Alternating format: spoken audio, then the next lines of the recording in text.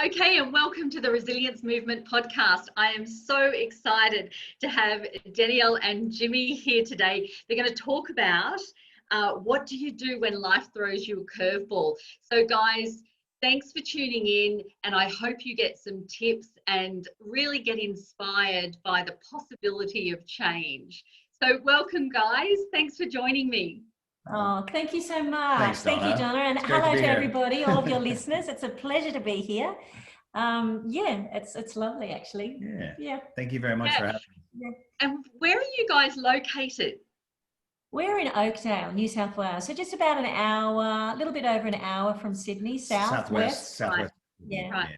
And I see, for those listening, I see Danielle and Jimmy on their beautiful property, and also Danielle does her Sunday soiree, which is just beautiful, but I'm sure she'll talk about that as well. So the reason I wanted to have you on here is because I've been following you guys for a few months now, and I see that life has changed and you've had to make some adjustments. And so let's talk about, what was life like pre-2020?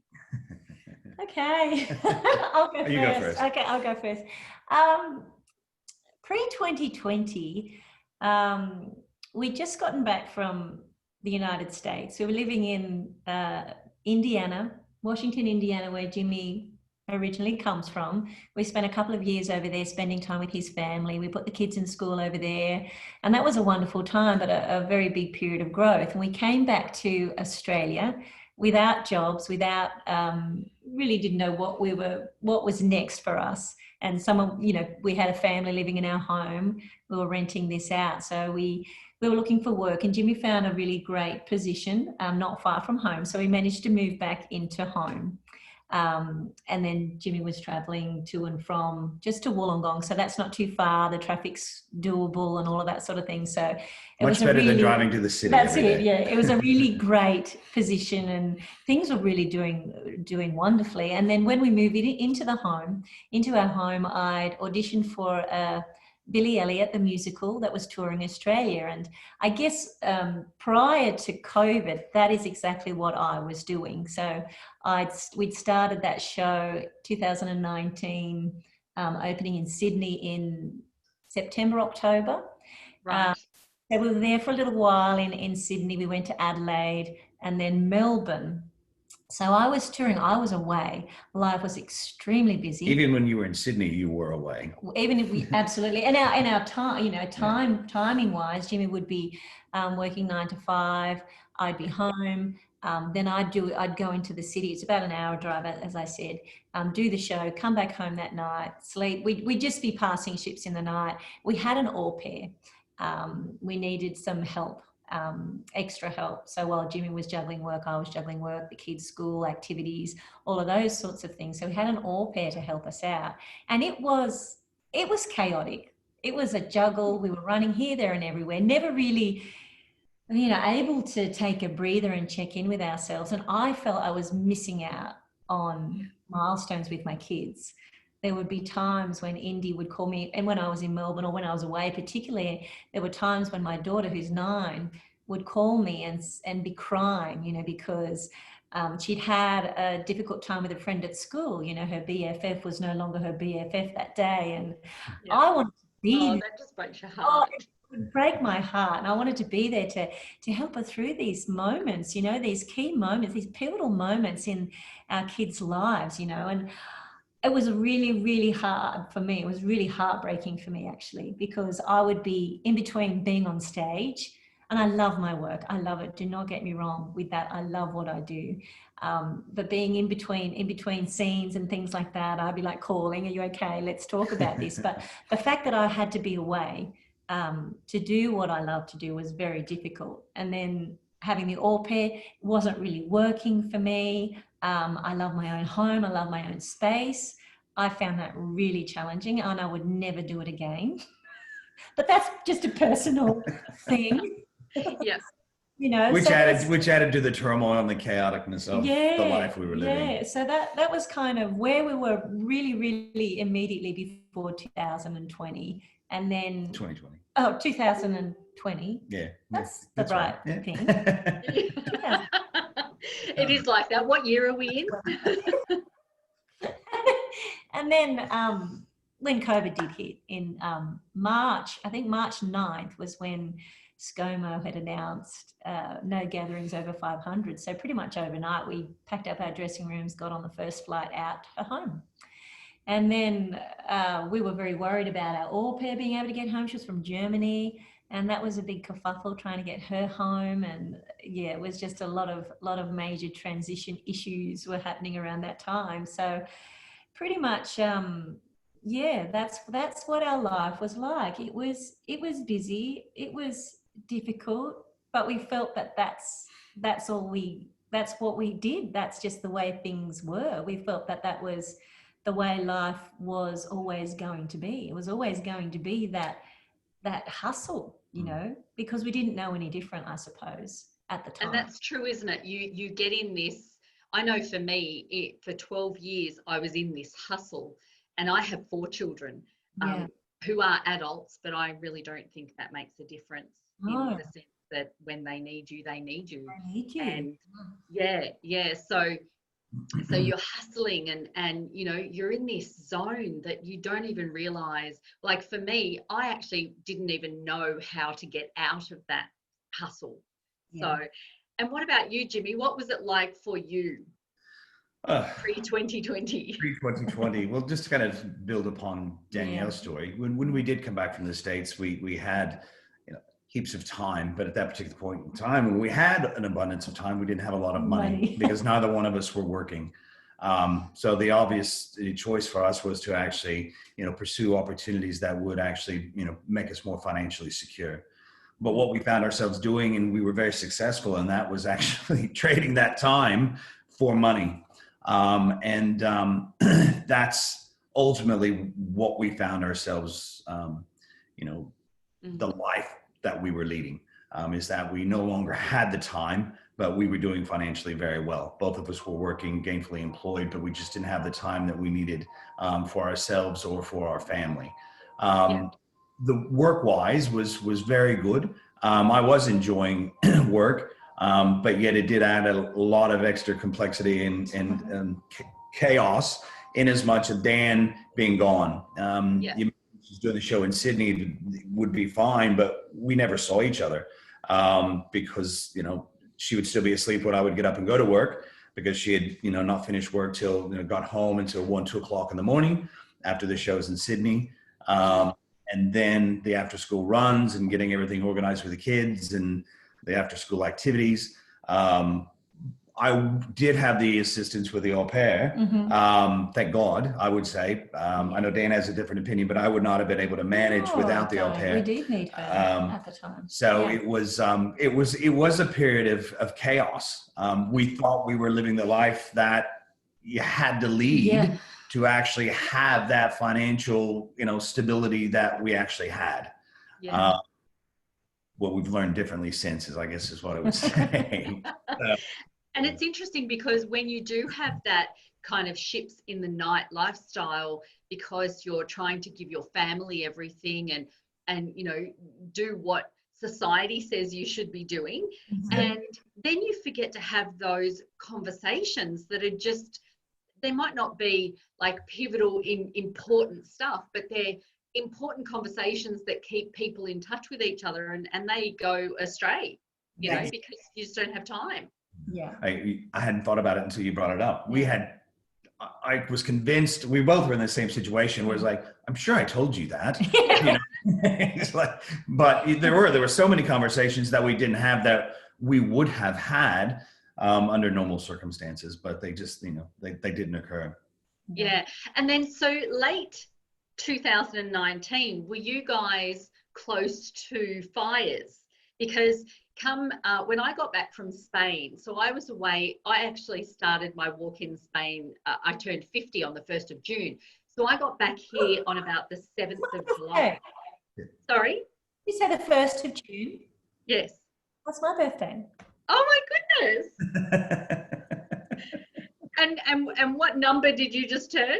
49. Oh, there you go. You're ahead of me. I'll be 50 next year too. So I've turned 51. Okay, Yeah. I'll be I'll be 50 in June. June coming. Yeah. So I decided that the second half of my life is not going to be the same as the first. Obviously, I've had all my children and that, but I wasn't going to hustle anymore. And so, but when we came back, I had just moved house. I had closed my business facility. Then we got hit with fires, and I have a place down on the south coast, a van down on the south coast, and that was close to fires. Then the farm was close to fires. So, what about you guys? Were you close to any fires? Oh, yes, very much so. We're at the beginning, weren't we? We're part of the what was it called, the Wattle Creek. Wattle Creek fire. That's us. Wow. Yeah. So we started experiencing the dangers of the fires in early December last year. Right. Okay. So when there's a lightning strikes that started that particular fire across the Warragamba Dam, which were 5 minutes drive from its edge. So the threat of that fire, lasted from, let's say, the 1st of December all the way through to the end of December. And that was at the same time Dan was doing the show. I was working in Wollongong.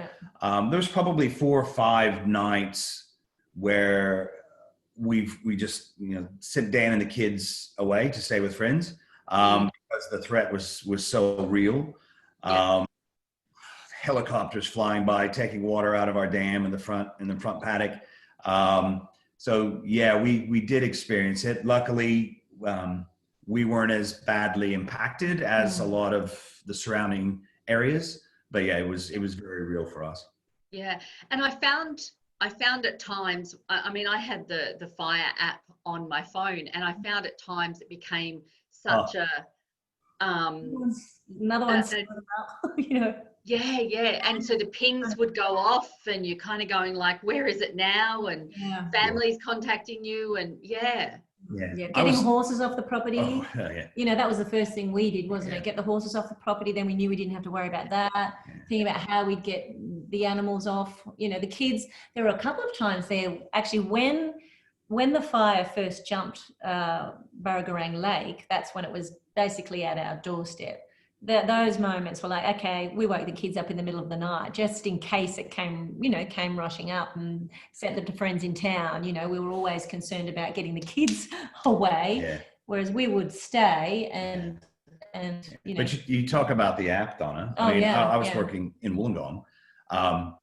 So there was multiple times where I'd get up in the morning, right, it's the fire had calmed down overnight, temperatures had dropped, so the fire activity kind of slowed. So all right, I'm going to work. But that app, it was pinging. And the moment it started pinging, it wasn't just one ping, it was multiple pings. And other people knew where we lived and knew how close we were to the fires. So in the office, they all were getting the same pings. Jim, go home, go home. It's time to go home. So I couldn't tell you how many days that I did that, where rushing back, from Wollongong, having spent maybe 2 hours in the office, for fear of what we were faced with. So that added so much stress in terms of it was almost to a point where you wanted to turn the app off, because that was adding so much more stress to an already very stressful situation. But thank God. It's funny, I only just deleted the app because I'm now in Canberra. I'm not out on the property, and I actually felt relieved deleting the app because it had you so on the edge all the time, and that wasn't pleasant at all. So okay, and now let's fast shortly after that. So it was picked and flooded again. Picked and flooded. We had one of our roads wash away. Crazy. It was a strange end to 2019 and a strange start to 2020, and then it just keeps getting more and more strange. And one of the things I really try to teach, I coach clients as well in resilience and so forth, and I've been a trainer under training and assessment for 17 years, and so I do have this ability to help people learn new strategies in a different way, and I really, it is a struggle sometimes to teach people how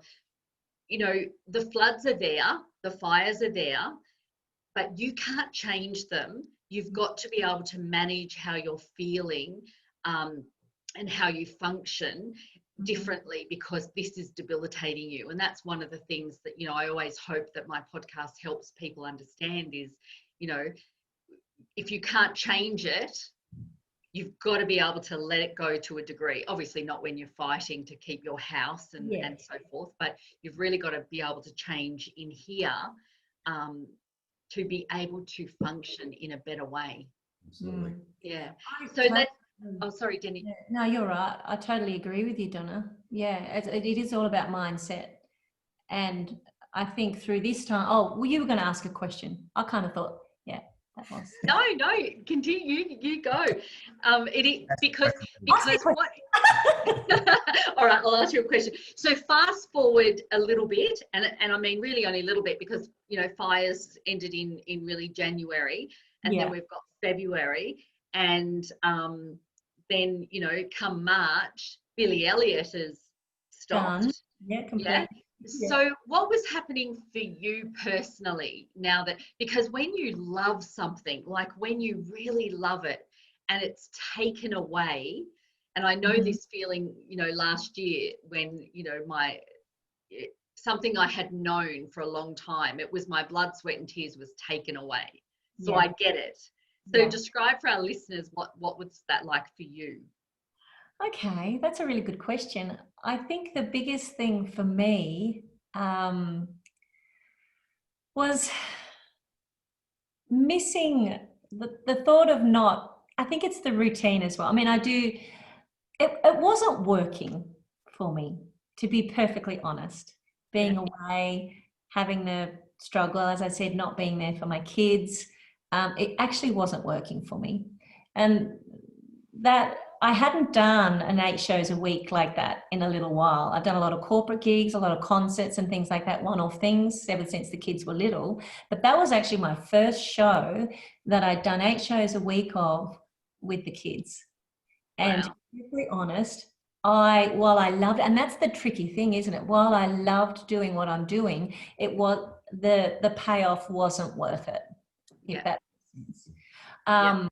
So I'd actually started an online business previously with the view to being able to give us more time freedom, more financial freedom, more choice, so that I would always want to sing. So I'd always love to be able to, but not on those terms.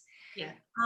So how to explain? I'm thinking there's 7 days in a week and you were doing 8 shows. Yeah. Yes. Oh, because 2 shows on a Wednesday, 2 shows Saturday, 2 shows Sunday. Right. So, wow. Well, I did love doing it. And then we'd have Monday off. Is that right? Monday, Tuesday. Monday, Tuesday. Yeah. No, I would show Monday, Tuesday, no. Yeah. Monday off. Yeah. So, well, I love doing that. I just knew our future as a family, we needed to come up with a better solution. So therefore more choice, so that if when a show comes up again for me, we have a better grasp of how that's going to work within the family. We have the ability, say, with Jim to be working from home now, we have the ability for me to go and do a show and have us all still function as a family. Or only choose shows that are in Sydney. Just have more choice, have the financial freedom to have more choice. So, and that's important, because that's kind of getting to that mindset of you get to choose, not someone else dictates what you have to do. Because then what happens, Donna, is your passion becomes a burden.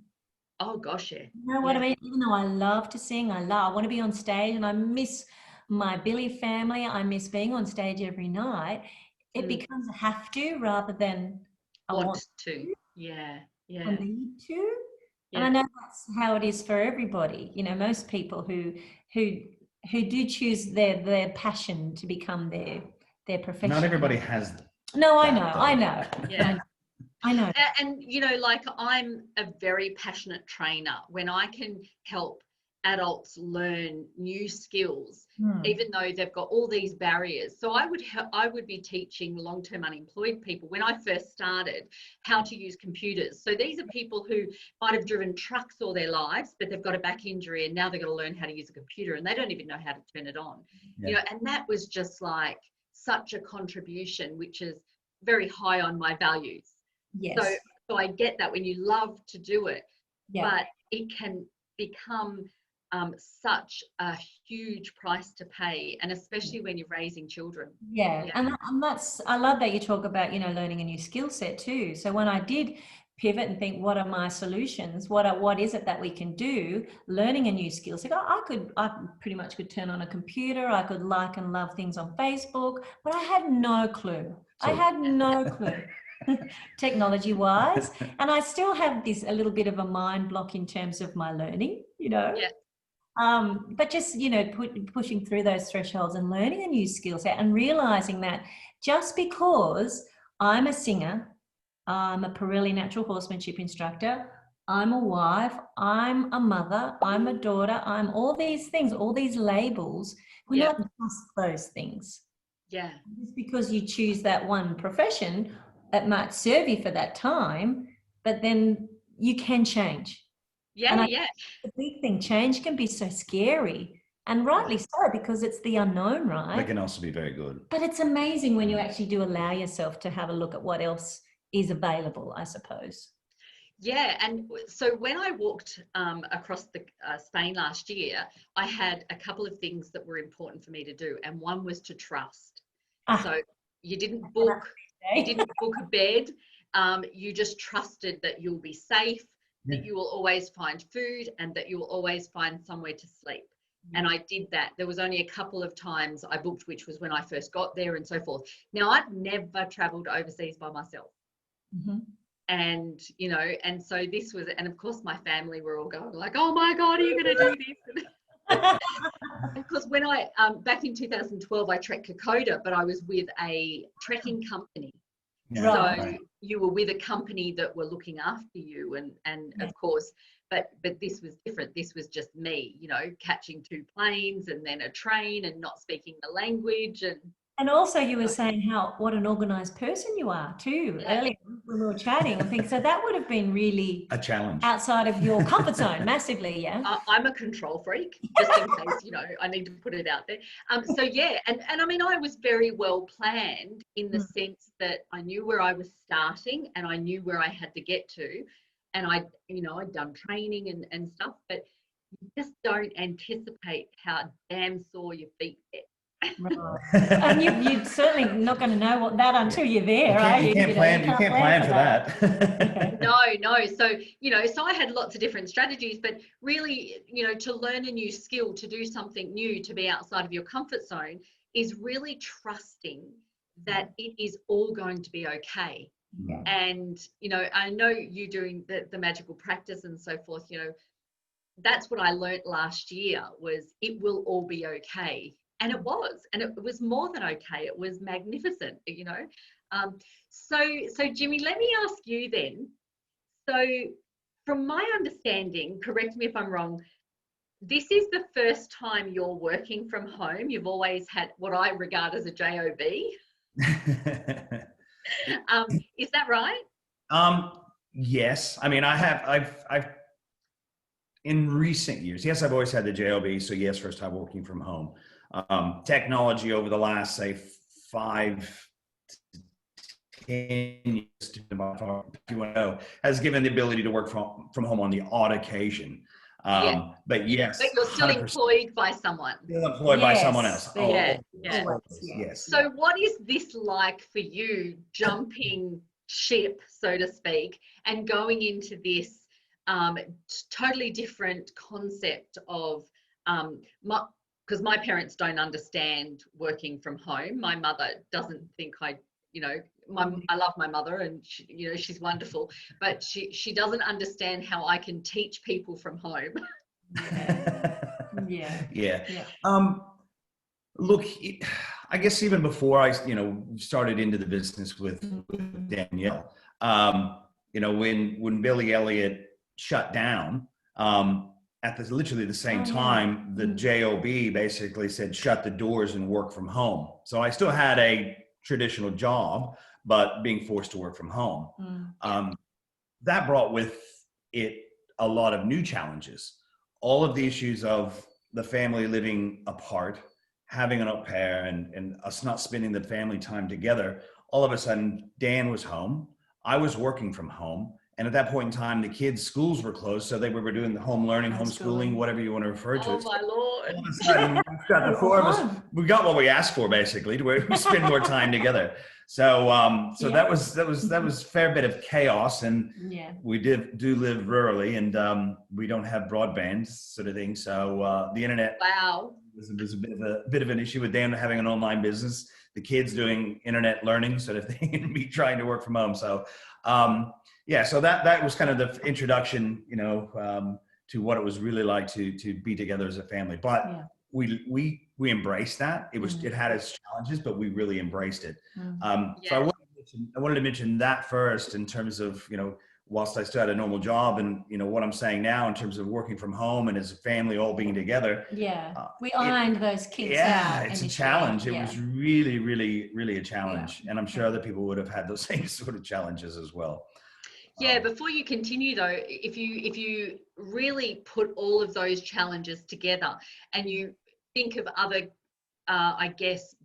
barriers. So you've got parents with low language literacy and numeracy skills who are now being told to homeschool their children who, I don't even understand my granddaughter's maths. We were lost. We had to rely on our son to help us with our daughters. Our year 6 son helped us with the year 4 math. He's like, So add all of those complexities in, and some family dynamics that where the parents don't have the skills to really work together to iron all these kinks out. Brings with it a whole set of different challenges for this time as well. Absolutely. And I think initially too, that was huge, Donna, when it first happened. I think it created such a massive amount of stress on parents, and speaking for ourselves, there was just so much work that was being sent home. We just could not get on top of it. Henry, our eldest, being he's a perfectionist, so he needed to get it done. He wouldn't finish till 6 o'clock at night. And at the end of it, and that's starting like at 8 o'clock in the morning, and he's still, and the pressure that we would put on ourselves. In the end, we were like, "Let it go, darling. We don't care if you don't do your work today." You just have to get to a point where it's like, here we are. It was becoming overwhelming for him. Overwhelming for everybody. And that's when you really need to check in with yourself and say, this is not working. I don't need to be the perfect parent. I don't need to have my son's grades doing really well through COVID. It's not important. What's more important is your peace of mind. Is your family unit, is love, is support from one another as a family unit. And that's what we got to. We were like, just let it go. We just completed. The work. We were very grateful for the Easter holidays. Very grateful to regroup. Easter holidays came and we regrouped. Well, I think the schools realized that too. I think so too. Because after the Easter break, not as much work. Wasn't, it was more structured and not quite as stressful. Right. And he got his work done, and I'd be like, darling, I'm the parent, I'm overruling. If it's not done today, let it go. Friday. Let it go. And I think that's an important thing to get to.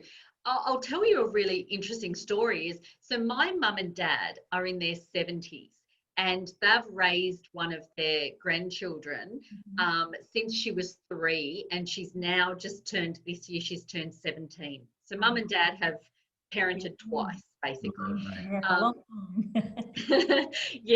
And I've got a very close relationship with my niece. And when all of this happened, so in the first couple of years of high school for her, we were all going like, oh my God, this kid's going to go off the rails.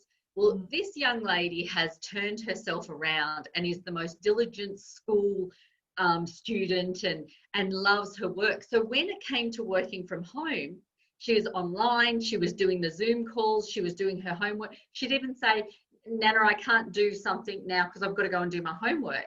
And of course, my mum and dad would not be able to help her with any schoolwork. It's been a long time. They've already done that once.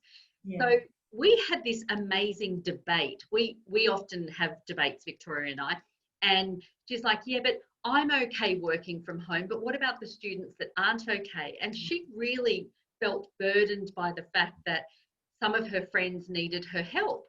And I said, but hang on a minute, honey, if they don't have internet, the teachers are going to help them get internet. And if their parents are worried about that, and their parents can go to a job network agency and they can get help with internet. because I know about all the resources from my training background. And, you know, she was worried about the fact that teachers aren't giving enough help. And I said, well, they are giving help because you're getting it. But what if your friends aren't asking for it? And she really had to learn about self-responsibility and not taking on a burden.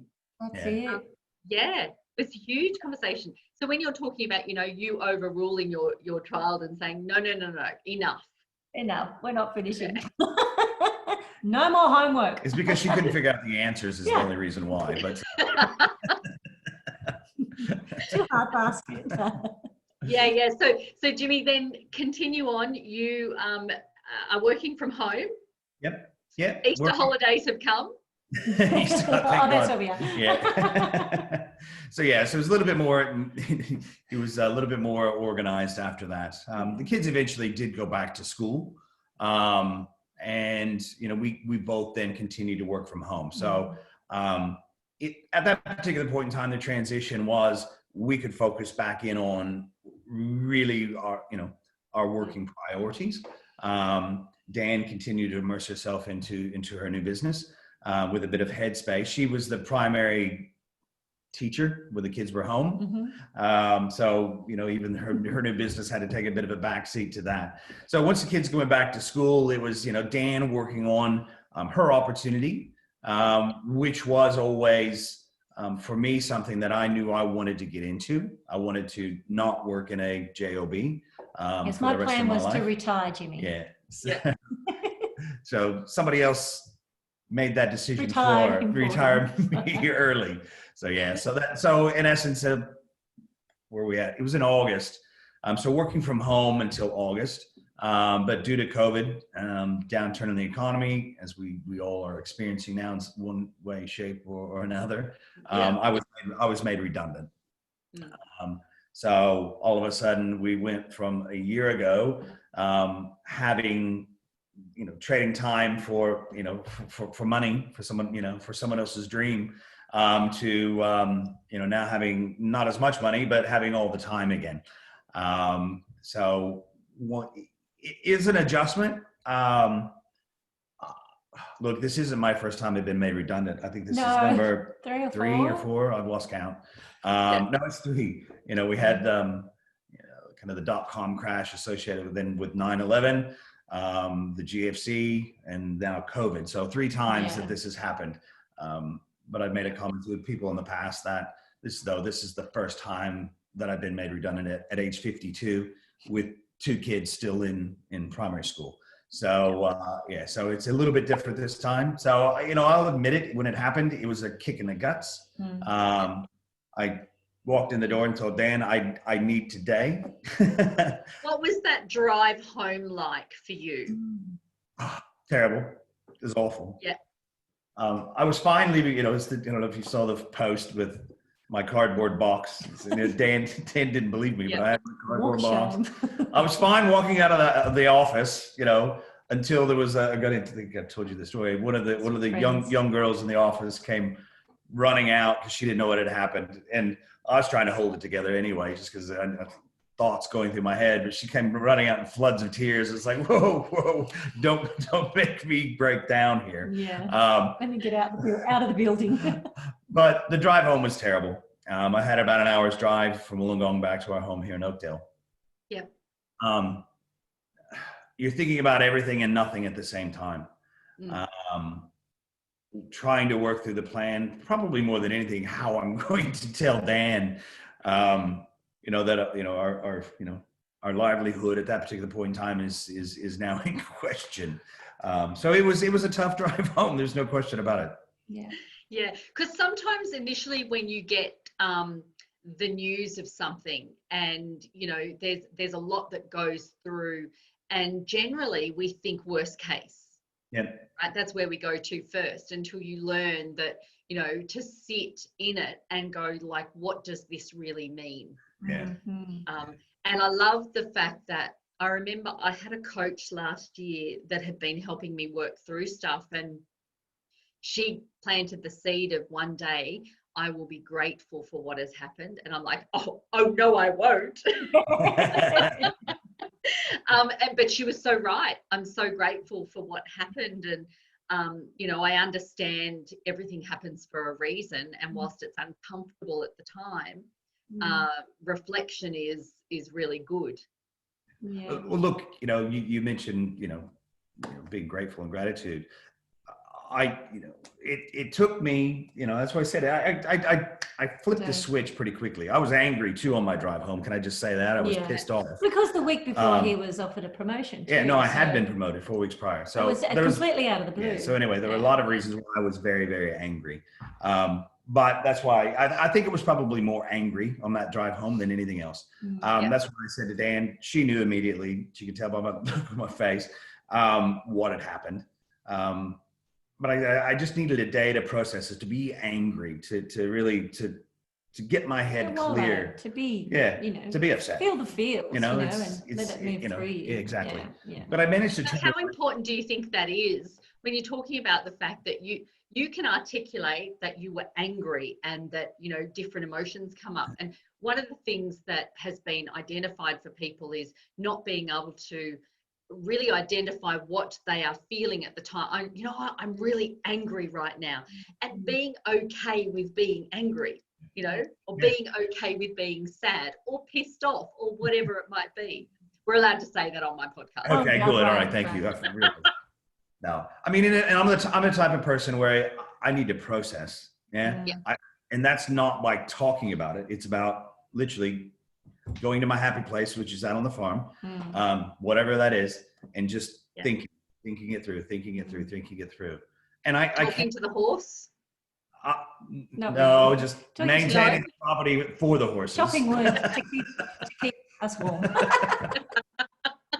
But it was, you know, I turned the corner pretty quickly, and I think I did get to a point where I was grateful, Donna. Yeah.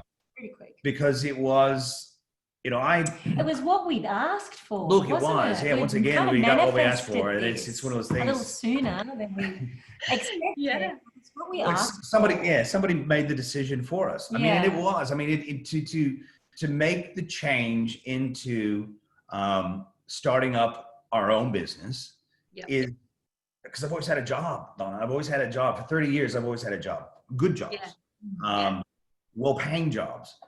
So therefore, and I've actually had a few failed new business ventures as well along the way. But you know, most of the times it's been about, you know, having that job. So making that transition into a business together, it was daunting. So it was going to be a while, you know, waiting for Dan to retire me. When I was like, can it be now? You know, so I think I wanted to be. So making that decision was absolutely, you know, it was perfect timing for us to do that. It took me a little while to come to that conclusion. Now, what would you say to people who are listening, right? Because one of the things that I've noticed about you too is that the coming together in the adversity, which is really important, because you would have seen other couples over the years where something happens and they fall apart. They separate because they don't come together in it's a problem for the family. Like, right, it's not just your problem. It's not just Danielle's problem. It's a problem for the family, and you've come together. What would you say to couples listening who are going through adversity and how they can maybe come together a bit more to get through the adversity? Because we're still going to be going. I have friends down in Melbourne. You guys have got friends down in Melbourne. Very much. You know, and they're, you know, we're all trying to support people as best we can who are going through worse times than us. But what would you say to them that they could easily start to do to bring it together more? I'd say turn off the news. Totally. Yeah. Totally turn off the news. Yeah. And for us, it was really very much about really focusing, like you say, on our unit, like the four of us. We are the power of four. Jim, myself, the kids. This is who we are. And how did we do that though? So that's the question. We just became really tight as a unit. Would you say you had to become extremely vulnerable with each other? Oh, extremely vulnerable. Yeah. But we've been practicing being vulnerable for a while. Yeah. I go back to when you were asking those questions, starting to lead up to that question, we've always done everything as a family. Yeah. And the decision to go back to the States is very much high on that list. Not many couples could have done what we did. I mean, and survived, because that was a big challenge, is what I would say. But it taught us a lot. Make decisions together. Allow each other their own space to deal with things in their own way, but yet at the same time, don't alienate one another. You've got to be able to come back together and have those conversations. Yeah, but I think what you were just saying there, touching on the vulnerability side of things, I think that is probably key. Yeah. I think that would be number one in terms of allowing yourself to be vulnerable. And I think for men, it's a lot more difficult to be vulnerable in a partnership. I'm the provider. I've lost my job. So much the man baggage. Thing. The man thing that comes with that. I've failed my family. These are the things that we hear, right? When in fact you had no control over that. That was not a decision that you could make. You didn't quit your job. You didn't get fired because you'd done something wrong and jeopardized your job. This happened. And I think what you're saying is so important for the listeners to hear, because we can all say, you've got to be vulnerable, you've got to do this, you've got to do that. But what people forget to say is, if I've never been vulnerable before, how do I do that now? How do I get started? And instead of, couples or just, family blaming. That's a big one. It's about how do we come together and be vulnerable, because we're all feeling fear. Yes. Yeah. And fear drives, fear can drive anger. Fear can drive blame, all of those things. I think the thing is, it's really important to express that. And I know that that's hard. That's really hard to express how you're feeling, but to not block it, not hold it in, not stop it from coming through, let it through your body. And I think that's probably one of the hardest things to do, is allow ourselves to feel that, to feel the anger, to feel the fear, to feel the blame, to feel the resentment. Yeah. And to voice that. That's even harder to this time around. We're really practiced at that. But when we moved to the States, it was a joint decision to move there. But we had horses. I had about six horses. I'd pretty much broken the bank. I was teaching natural horsemanship. We were about to lose our home. I had to sell all my horses, had to sell my horse float, my truck. We went with the clothes on our back. We rented our home. We shoved everything into a shipping container on the property. Went with the clothes on our back to no job, but to family. We had family. So that's another thing I would add, to lean on people. Absolutely. I think we find it hard to receive help. We don't receive help. So really lean on people, reach out to people when you need that support. Family, whoever that might be for you. The right people. Absolutely. I mean, family aren't always the right people either, Exactly. Because I'm a very expressive person, and so I know I have friends that I can reach out to and say, this is how I'm feeling, and they know all I need from them is to listen. I don't need them to solve anything. I just need them to hear me, because I'm a head person. So when it's rummaging around in my head, I overthink things. So I think, it's important to reach out to people, but the right people who are going to give you the support. Not feel sorry for you and help you go, woe is me. Yes, and then help you move through it, but to get it out, I mean, I do a practice with my kids called mindless musings. Indy, our youngest, will sometimes say, Mum, I'm upset and I don't really know why. They just get that anxious feeling. I'm like, write it down. It doesn't have to be perfect. You don't even need sentences, no punctuation. Just write down, I don't know what to write. I said, just write that. I don't know what to write. Just keep writing until something comes out, and then we'll go outside and burn it. So I find that getting what's in here out on paper, for one thing, it doesn't seem as bad. And then another thing, it helps you release it. But I suppose going back to the States, when we first moved there, I didn't have my singing, I didn't have my family. I felt like I'd lost my identity a little bit, which is what a lot of people are going through right now. I suppose we've felt that in the past. I resented Jim. I resented him. I blamed him, even though it was a joint decision. It wasn't logical, but I did. I was mad at him for a long time, you know, but I let him know. It's not backwards and coming forward, this one. But, you know, that's the thing, change, you know, I guess we've been through a lot of change, a lot of adversity over these years. And I guess that's what I'll go back to, is being able to feel it, recognize it for one thing, voice it, and talk about it. Yeah. For me, I mean, in terms of kind of dealing with the adversity, even the most recent adversity, I wish I would have had this knowledge, the tools, you know, the tools basically previously. But this has come up very recently, and it's kind of just the acknowledgement, and you know, this is the truth. Is I've added gratitude to my life, and that's helped with, if I could say, my ability to overcome what people would perceive as the adversity of losing your job, being redundant. It's being grateful for what I have. You know, I've got a beautiful, loving wife. I've got 2 fantastic kids. We have a home. We've got a great family unit. We've experienced a lot. You know, we've got our health. I'm grateful for what I've got, and I'm grateful for what opportunities are yet to come. That has been, for me, the one tonic that's helped me the most. And that's not just Donna, too, it's not just a quick fix. It's not just a one-time done. It's daily.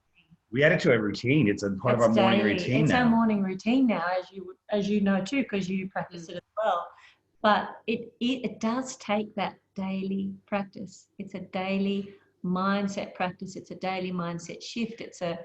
It goes back to who you have to surround yourself with as well. You know, people that actually are positive and have that and support you in that. But it does take work, and it does take practice. Yeah, but the funny thing is, you probably know other people who have so much yet are still so unhappy. And you know, I have a couple of people in my life that I know that they have every toy, you know, a guy could hope for. You know, all of these things and opportunities and everything. And yet I actually said, do you ever have a day where you go, that was a great day? Yeah. And he goes, no. Wow. And I'm like, I said, I don't understand, because you have so much, yet you're not happy. And I said, and you're seeking happiness externally. Yes. And if you understand just this simple concept, if you seek externally, someone can take it away. That's it. Yep. You know, and I wish that more people would understand that if you are happy internally, no one can take that away. Yeah. I think that's coming, Donna, though, don't you? Like, there's kind of a collective awakening in that regard, in terms of the answers and everything that you seek are in here. They've always been in here.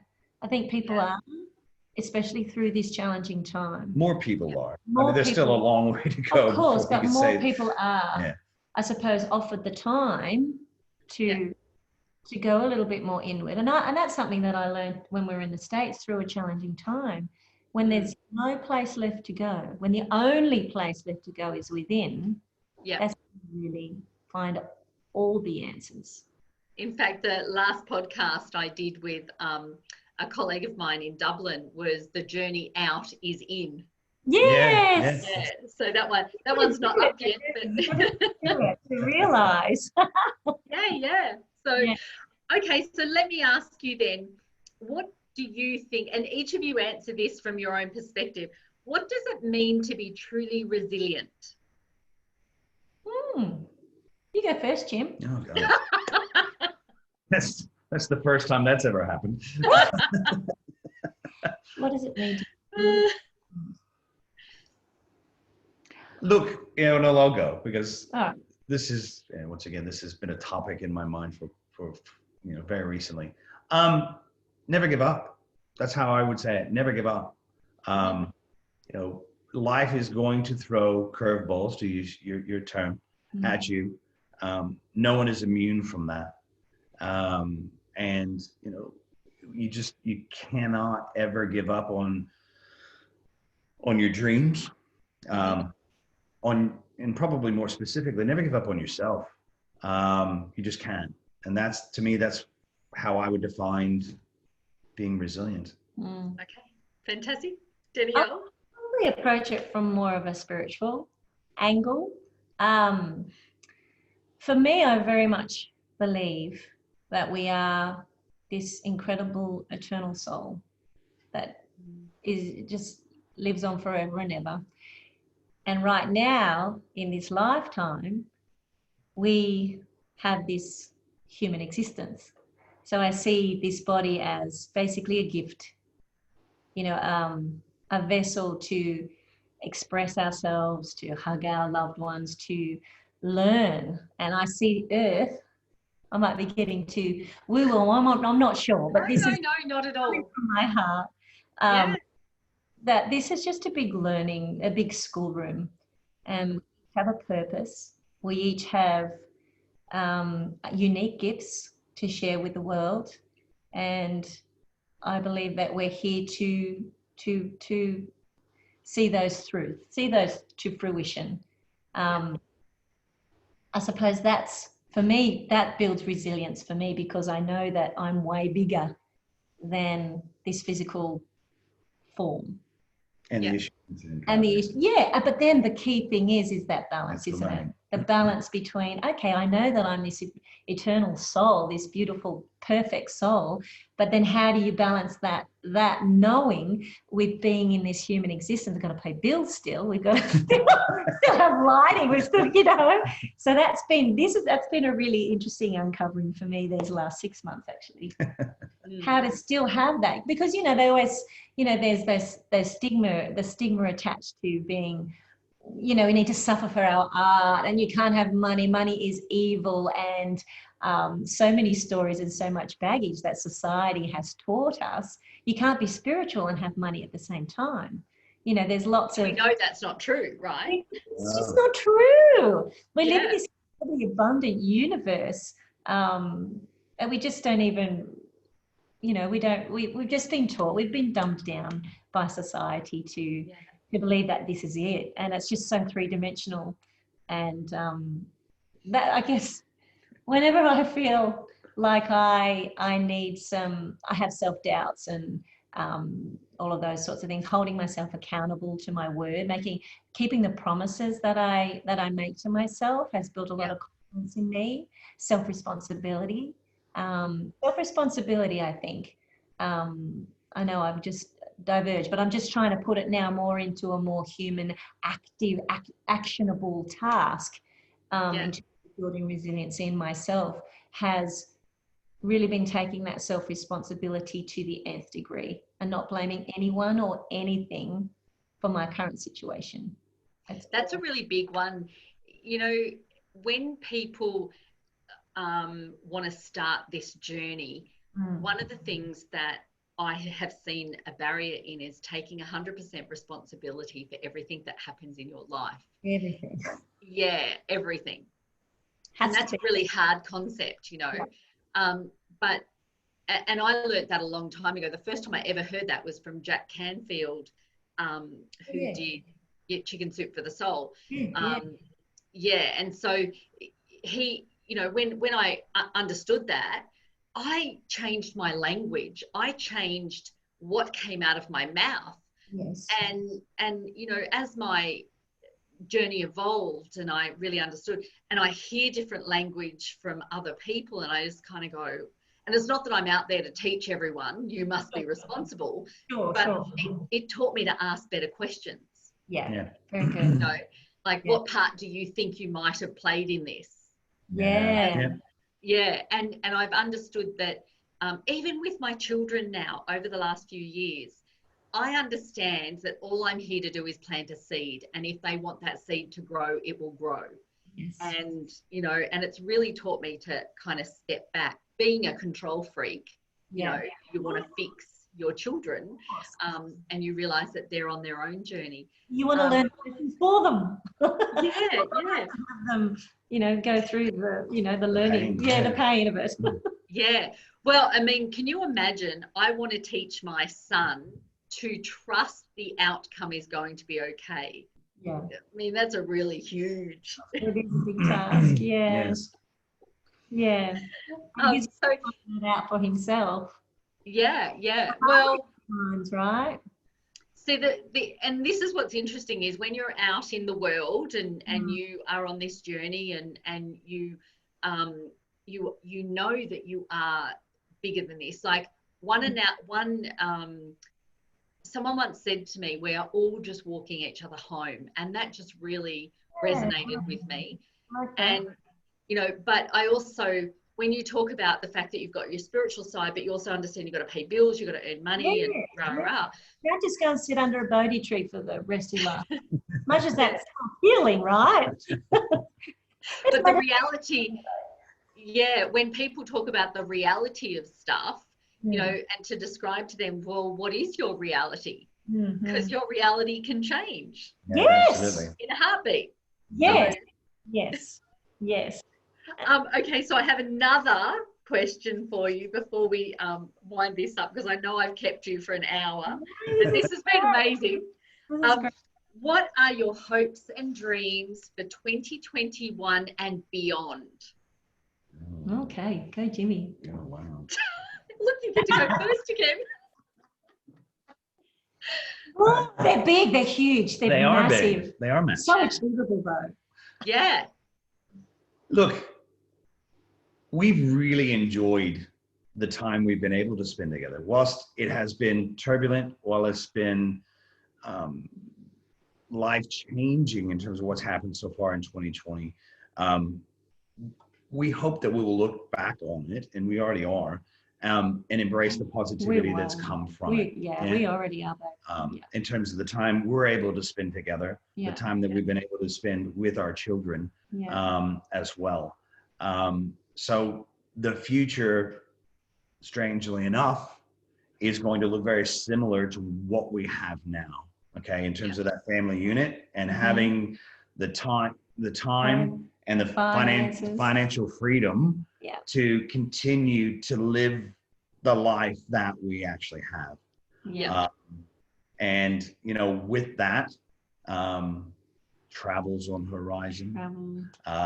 It means that wherever we are in the world, and we do have plans to be traveling the world in the not too distant future, assuming that we can. Is that wherever we go, we can continue to actually work on our business wherever we are, and continue to experience life as a family unit. So that's my answer. I could probably expand on it, but to try to be as concise as I can, that's really what I see for the future. And I would agree with you in that. I mean, we don't want material things. We don't want them. I mean, we do have our home, very grateful, but we don't need to have the pool. Actually, they're on the list, but it's not. It is more about experience. It's more about life experience. And for me, I'm going to just add to Jim's, just being able to be anywhere in the world, working online, which is going to afford us the opportunity to do that, a laptop, freedom. Laptop lifestyle. Exactly, and live anywhere in the world. But I want to be a person who adds value.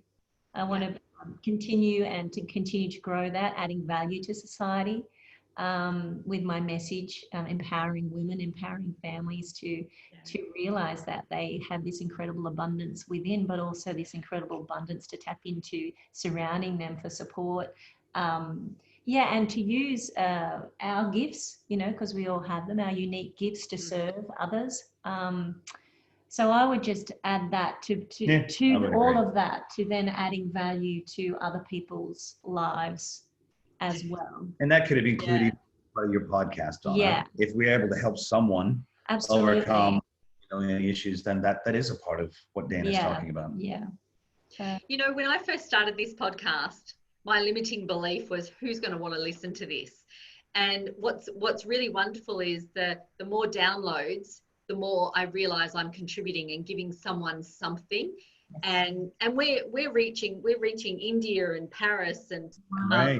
we've reached the UK, and you know, and so we on this I've had now well over 1,500 downloads, and I only started this in January, and you know, so people are really looking for just information of how they can do something differently, and when they hear from people like yourself and other guests I've had on here, that gives people hope. And you know, that's part of our you know, the whole depth of what contribution is. Yeah, you know, just giving to someone. Stop ourselves, can't we? Like you say, we can stop ourselves because we think, what do I know? What have I got to share? You know, what's my education, or what's this, or you know, what have I got to back my beliefs or with? You know, you can stop yourself from sharing. Yeah. But when you realize that all it is you're sharing your stories, you're sharing your life experiences in the hope that others don't feel alone in theirs, you know. Yeah.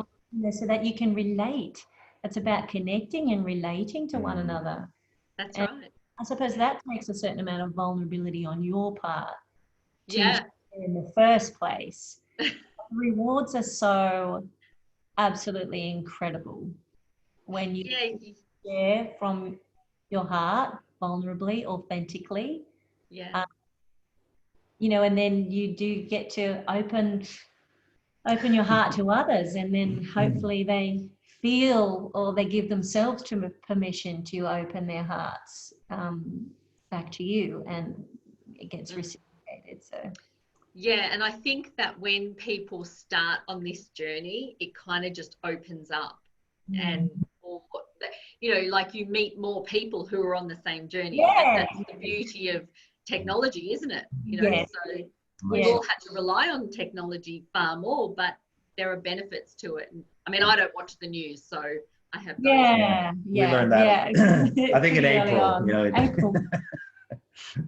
Yeah. Look, thank you so much, guys. This has been awesome, and we'll have to do this again.